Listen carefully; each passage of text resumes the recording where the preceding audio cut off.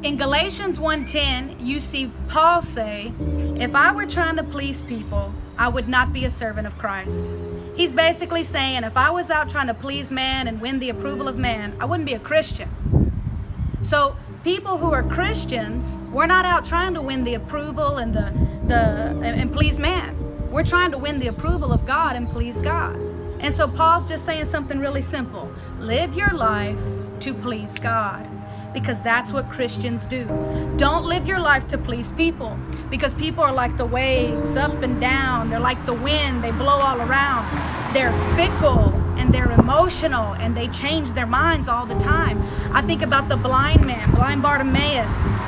When he heard about Jesus, he started screaming, Jesus, Son of David, have mercy on me. And he keeps screaming and yelling, and all the people come and tell him, shut up. You need to simmer down with all that. He is not going to call you blind man. Shut up and sit down. And he keeps screaming and he keeps yelling because it's what God put in his heart. Call out to me, call out to me. So he keeps on yelling. And then Jesus says, bring that blind man to me. And everything switches up right then on the spot. People start running to him. Cheer up. Get up, blind Bartimaeus. Jesus is calling you. Let me walk you to him. Let me walk you to the Lord. What happened? Because you were just telling him to shut up. Now you're telling him, cheer up. Get up. He's calling you. People change their opinions. I also see all these people, this group of people, when Jesus comes in on the Rolls Royce donkey of that time, and coming in just looking like the king, got all of his disciples, Hosanna, Hosanna in the highest. But then when he was brought before the court and the religious leaders, that same group of people, crucify him, kill him, let his blood be on our hands and our children. Crazy, absolutely crazy. What happened? Hosanna, Hosanna, crucify him. People are crazy and people are fickle and people are emotional. But God is steady. So we don't live our lives to please fickle, emotional people, because you will always be changing yourself. You'll always be changing your choices to please the people. You live to please a steady, solid God.